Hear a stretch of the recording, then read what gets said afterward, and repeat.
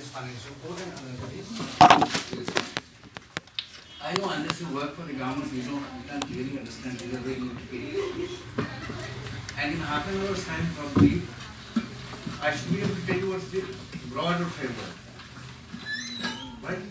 One of them is a regulation, another one is code. And I think by now you must have understood all the knick-knacks of legal issues, what's regulation, what's rule, what's law, what's code. Is it? Is that clear to you all? Do you know? What's the difference between law, code and regulation? Do you have some idea on this? All of you. Because then only we can proceed ahead. Now for example, I can ask you, what's your good name? You. I'm asking you. What's your good name? So me? Yeah. Amit. You can keep Mr. Amit, how do you understand, how can you explain us what's the difference between law and regulation? So What's this all about? So law is something that falls under Article 13 of the Constitution of Right. India, and regulation is something which a body makes. It may be in the form of delegated legislation or any rule, and it too falls under that That's same fine. article. That's fine. Anybody else who can interact on this?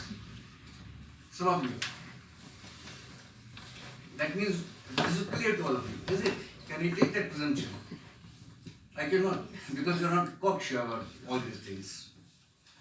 So the basic thing as a judicial officer, you have to know what are the regulations, what is the origin? Because in law you cannot take anything for granted. Everything in black and white, both as advocates as well as law officers. Because primarily we deal with two very important functions of law. One is the constitutional part that comes from the statutes, and another is your common law that comes from, or from does common law come? Can you tell me? Precedents. Yeah, not only precedents, but court rulings or what you call judicial pronouncements. All these things make you vulnerable to decision making in government. By the way, can I know how many of you are advocates? Just casual. Can advocates show me your hands for practicing advocates? None of you. You don't practice bar. You are only students right now. You are practicing. Nobody. And you're fine. I understand English is your one of the languages, you understand? Any problems? I can switch you to Hindi, whatever way you like. Whenever you are in government, two things you have to deal. Number one is men, their salaries, disciplining them, and what are they entitled, that's the one part. And second part is when you spend money. Even as munsifs, even as judicial officers, you have sometimes spend money in office makeup or works. And how do you buy things? How do you buy books from Gupta Saab's, store? How do you do? These are the two subjects which you have to know once you go ahead. I think you have one paper comprising of these two subjects. Then you have a paper on company law and Insurance. company and insurance. That's one. And another one is Contract Act. Did you take some lectures on Contract Act as well? No, is it? Or you are reading from books? Or you are reading from the books? These things also you read from the guides. Actually, I was prompted by Gupta Sahib, rather encouraged by Gupta Sahib going for the guides. Because sometimes back, I used to evaluate answer sheets of accountancy students of the state government as well as the central government. What I observed was, while evaluation, I found the person's level of knowledge was very good, but there were two difficulties. Number one, he wasn't able to understand the question. Second, that's the handicap everyone in every examination. He could not focus on the question. While replying, his focus shifted. Because generally in examination, what we do is, some examiners are very miser. They don't ask you very large questions or textual questions. They ask very simple questions, but they twist the language. Right? That's one way of doing things. Some examiners are there very tough. They'll ask you very exhaustive. Then finally what happens, when this goes to the board, they take questions from the one part that's very exhaustive, 2-3 questions, depending upon what the number of marks each question carries, and then they take from the what you call multiple choice or very limited language questions. Now you will have multiple choice questions in this exam. No, existing. So I had a curiosity once I was working. How can I help? Because I also come through a very difficult and competitive examination. That time there were no books. Whatever books were the government course, and you take a lot of time. I spent my whole career of 40 years on these books and still I don't understand. So what I mean is, Gupta sir was very kind enough. He encouraged me and we started writing a few guides. On whatever subjects I can write, I have tried. CSR and financial code, these are the basic cornerstones of government finances and personal management. CSR is your personal management, how to regulate pay, allowances and all. And financial code is how to buy things for the government, what's the financial management, how government operates on the financial front. I won't take a lot of time because I know you have to do it for examination. Like in our times, we also used to get bored with very long lectures if somebody would give us, if we were so lucky.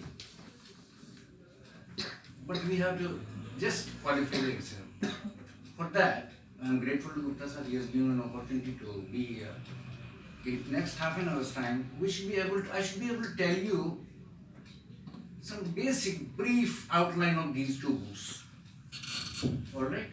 Then we touch on Contract Act also and a little bit of Companies Act. Just 2 minutes for you. In fact, whenever you feel difficulty, I can hold a course for you, and when are your exams? And if all of you, there should be at least 10 students for that group. We can hold class. I can teach you 4 books or what you call chapters. One will be J&K CSR, another will be Financial Code, then your Contract Act and Companies and Insurance. These 4 subjects. Whenever you have a difficulty, whenever you decide, all of you. So Gupta sir was providing you a platform. You can decide and you can tell me little whole classes. These will be crash classes. I think within a week's time we should be able to, if you can spare 1 hour or whatever time you, accordingly we can cut our issues and we can go ahead. Now first of all, I told you J&K CSR is about personal management in the government.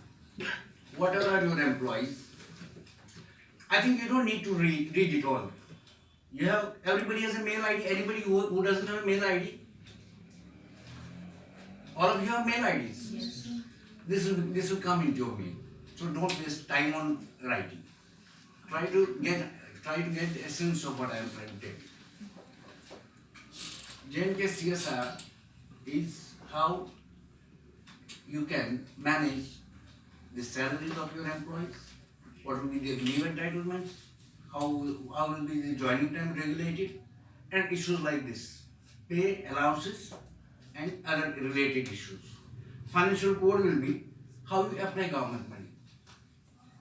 Because at judicial officers you have a double duty, you have a twin objective of government financing. You will have to collect revenues, that's by way of registration, by way of stamps, and you are the only people, apart from PWD and forest. Judicial officers are the only people who have to deal with both revenue and expenditure. So that becomes very critical for you to know and understand what government rules say. So, first of all, we'll come to, I think you're all compatible? Yes, sir. No issues? Whenever you have a question, please write it on your notebook, and when at the end of the discussion, we can try to address those questions. So first is, why from does CSR draw its legal power? That's the basic issue. Can anybody tell me? Have you read about CSR sometimes? Did you read it from the book or you read it from the guide? Very right. Anybody who read from the book? All of you read from the guides. Okay, fine. CSR draws its power from J&K government's business rules. Because everything you do in government, it has to be backed up by a law. If it is backed up by a precedent, then you cannot, impose that. If you break a precedent, that's not cognizable. But if you are breaking a law, then you will be caught. That's very simple. So, what law governs CSRs? That is J&K business laws. From some of the acts of the government, which don't come directly from the parliament or the state legislature, that are the two tiers of our legislative system in India, they pass laws. State legislature will pass laws for the state government and parliament will pass laws for the central government. How does the law become an act? Constitution is a compilation of all the laws together. Fine? How does the law become an act? Yes, you can try. First, yes. Even if you are wrong. Yes, somebody. If it is passed by the legislature or the parliament. Yeah, of course. That's the first step.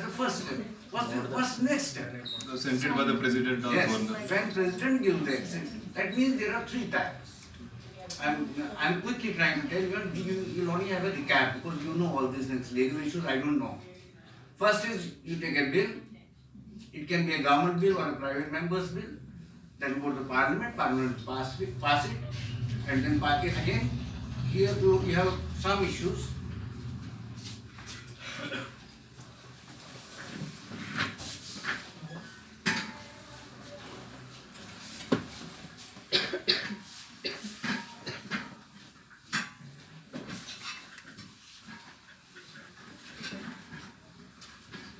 Okay, are you comfortable? Please. So, what I was saying? Again, in parliament, you have two tiers of things. One is a government bill that's proposed by the government. Government is the cabinet of the day. And another is private members. A member who is not in the government, who is not a part of the cabinet, he can also propose. Then you have Lok Sabha and the Rajya Sabha.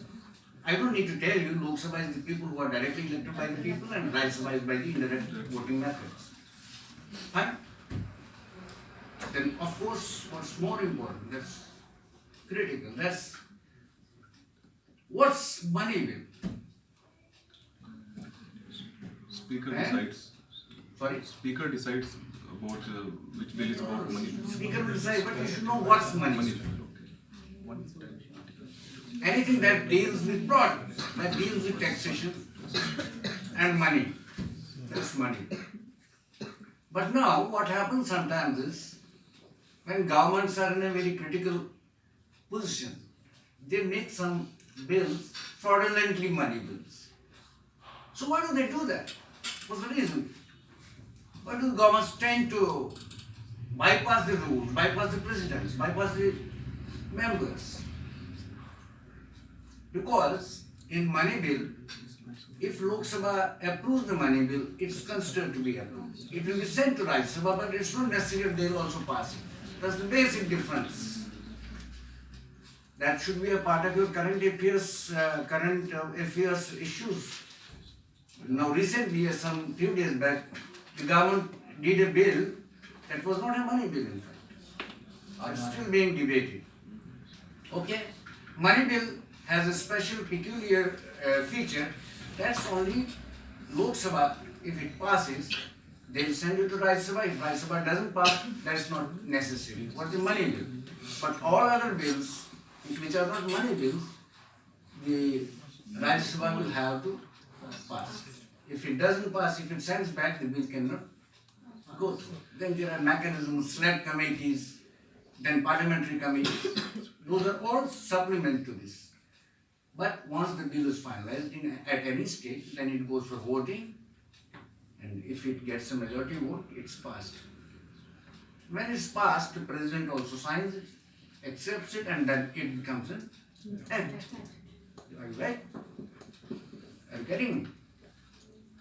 Whenever you feel bored, please tell me, because the subject is very wide spectrum, and I want if you learn only 5% things of these two books from here today, I'll be very happy. Otherwise, it will fly over your heads, and I'll be wasting so much of time. You are all very useful persons, huh? Is it? Right? Well, what I was discussing. No, I'm asking this lady. What was I discussing? Like? Yeah. Pass the bill. Yes. Becomes a Then it becomes an act. When does it become an act? When the president signs. Then after act, what do you do? Now, for example, we passed the Finance Act.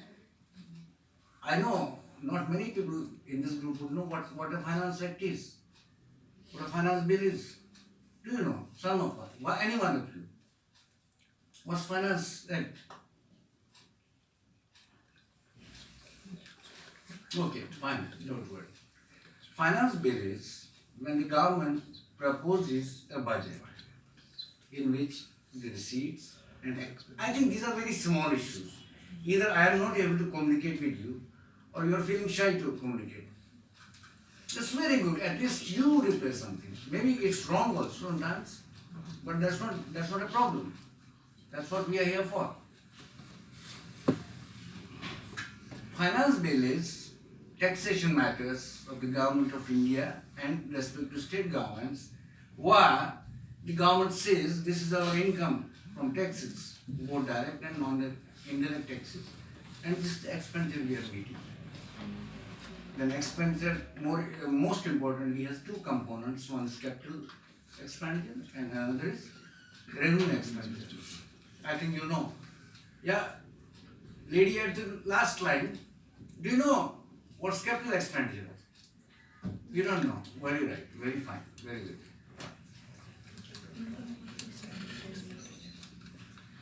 Revenue expenditure is why you don't create any new assets for business. Assets as well as liabilities. Right? That's revenue. That's one connotation of capital expenditure. And another very important connotation is the benefit of which will not lapse in 1 year. Its benefit, if the benefit of an expenditure lapses within 1 year, you can call it a revenue expenditure. Very simple. That's salaries, your small expenses in the government, contingencies, allowances, leave, pensions. All these benefits for all these things expire within 1 year, so we call it revenue.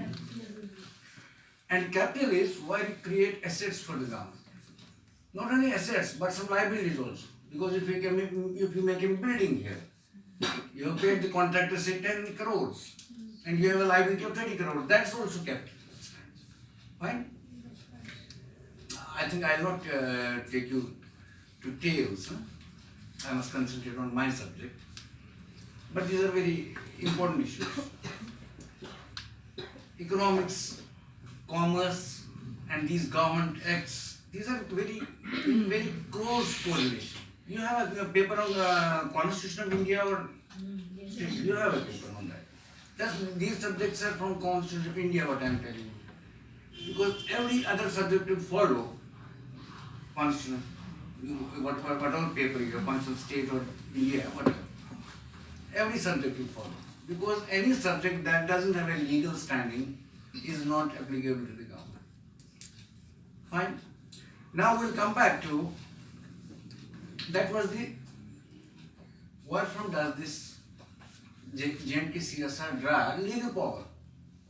Now as a judicial officer, you find me, I don't turn up in office for 5 days. What will you do? Unless you have a law in your hand. Because you have to deal with law and lawyers. And liars too. 3 categories. So what do? You'll at once pick up the book and throw it on my face and tell me, this is the rules. Okay? You do me a harm, you take away 5 years salary. I go to court. I quote this book again, same book. So what's that? That's the common law. One is law, you are showing me law, I am showing you common law. What justice is saying. Now, we'll take a very small case law. For example, when you enter the government, your age must be at least 18 years above and 35 years, in some cases 37 years, in some cases 38 years, depends what are the circumstances. Now when you enter the government, the first job we do is, we make a service sheet, we call it service book. What we do, we write your name, we write your parentage, and we write your date of birth. In older days, there were many cases when probably certificates were not there, date of birth was on a certified issues or something like this, what you call table, you know, horoscope, and things like that were relied on. That's long back story. But from 70 onwards, government made it mandatory to have register of deaths and births. That was a very large step in formulating date of birth certificates. So now you cannot enter government unless you have a date of birth certificate. That's from the municipal corporation or a local body. You know local bodies. You recently heard about local body elections, is it? Can you tell me what's the local body? I'm asking you. Municipalities? Yeah? Panchayat? Yeah. Why do we call them local bodies? By the way.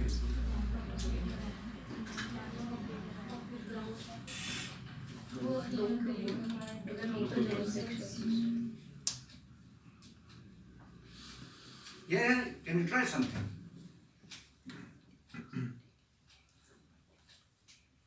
Somebody pointed out, this is the third tier of the governance.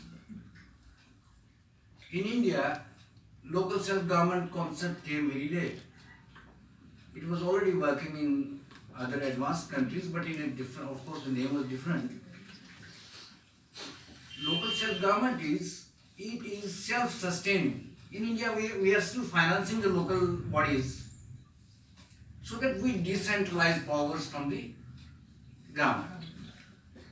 Issues like water, power, sanitation, health, education, all these issues, government gets bogged down in these issues. So then what happened? We introduced a panchayati, we call it panchayati Raj system, in which the power will go to the people at the lowest level. Or what you can, most of you are from urban background, mohalla committee type. We pick up a person from the mohalla, we tell him you are the mohalla head, and in village we say you are the panch or sarpanch. He manages, he collects information about everybody. You know, in very far-flung areas, even a sarpanch's certificate of date of birth or death, that's valid. Because government has only penetration in two types of things. Number one is power, because that's an essential commodity, and water. And of course police. These are 3 departments which reach every house in India. Power, now we are connected every village. These are the 3 government institutions which reach out to every home. Of course, sometimes post office also. But these three institutions, they reach to the government. So there's a need to decentralize this from the main government. So the government works, gets lightened, and it concentrates on broader issues. Where from to get money for development, how to raise the medical or health standards in India, things like this. That's about the local ones. These, we are talking about J&K CSRs right now. Don't confuse with financial report. We'll discuss that later on. I think we have time enough, sir. Yes. In between, you can have a break for 5-10 minutes also. I know. You cannot live in regimentation and come in from college and then sit in class for 1 hour. I know this is a lot. What's the good name, sir? Kafir. Okay, right. So, J&K CSR, I told you, it draws its force from business rules. Business rule is as good as a law. It's a law. That which department of government will be responsible for what activity. So finance department, since they are holding the finances, they are responsible for preparing rules because they are giving salaries, allocation of salaries from the finance department, is it? So they will be responsible for providing rules. Who will draw what salary? What will be his increment? When will he draw an increment? What will be his leave entitlement? How can we give him pension? Who can take a pension? Who cannot take a pension? All these issues. That's the CSR. But it's very complex. Right now we will have to concentrate on this subject from an examination point of view. And then, God willing, if you all qualify, then probably you'll have to reread the book again. As I used to do during my examination days. The first cover was, for example, to qualify, to pass the exams, and then when we settle down in the profession, we have to reread the books. And until I retired from the government, I used to open this book daily. So 40 years, it took me 40 years, and then still on the day of retirement, I found I'm still incomplete. I still don't know some rules. But then that's it, how world moves. CSR first part is, that's very important, it's only the government which can change the regulations which we know by articles. There's a story behind articles also, but that I'll not take up that issue because that will intertwine the whole thing and we'll miss out. I think we have lost a lot of time in other things. Government has the sole power to change or to interpret. This is very important. Changing is very normal type of a process. They issue an SR, but interpreting the rule. Now, for example, I am 19 years old boy and I am offered a government job. I think we were discussing this. The department prepares my source book and it records my date of birth on the front page along with my parentage and my name. After 5-6 months, what happens? The officer calls me and tells me, you verify the details and sign the service. Okay. I verify, my date of birth is okay, my parent is okay, I sign. So in token of sign, what do I do? Legally, I accept what's written in the first page, that's called first page of the service book. I acknowledge this and then I move ahead. But then man is fallible always. If I can't differentiate between 1947 and 1957, probably I'll lose 10 years of my career, isn't it? If my date of birth is 57 and this man has put it as 47, and while signing the service book, I didn't notice it. After 5-6 years, I understand, oh, my date of birth is actually 57. So I'll have to retire 10 years early. What's that? This is called error. That's erroneous entry. And because in offices, clerks are the people who generally make the entries. The HOD will only sign the service book. So we can call it a clerical error, clerical oversight. Now you see, clerical oversight is always open to, this can happen anywhere. You can't stop it. You see, now I am telling you from a judicial point of view, it's a case law. Now what happens when government says, within 3 years of your career, in first 3 years of the service, if you don't come up with a correction application, if you don't come up with a correction request, will not correct your data. Now we again come back to law and regulation. Fine? Why do we have regulation? Regulation is for how to apply the law. Now, government has given 3 years, and after 3 years what will happen? I cannot make a request. What law will be attracted in this? Ma'am, can you tell us? If I don't apply for a corrective measure in a particular situation, what law will be attracted? Is there a law? Is there any law? The reasonable opportunity of being heard will be provided. You are also right. Any, yes, you are, ma'am, you are telling. Limitation. Yes. You have limitations. You cannot keep the books open for years. Right? I think you have a limitation, law is a part of the course. Fine.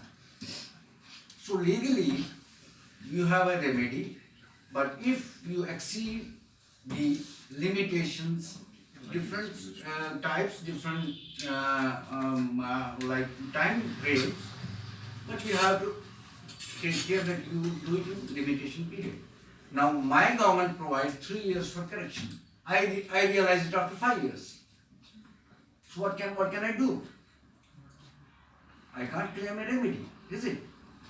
But the law again says this 3 years limitation is not applicable on clerical errors. From here starts the complication of law. Because we don't have very simple laws. Starts the, rather I would say, introduction of law. Legal introduction comes into play. Now, if you give me a request, I am your HOD, you tell me, sir, this is a clerical error. I ask my Babu, exam, and then tell me, advise me what to do. He says, no sir, 3 years limitation is gone, we can't revoke. Okay? What happens? Then this goes to in government, you have trials. Then goes to Bade Babu, head clerk, or whatever name you give it. He says, no sir, this is not covered by limitation because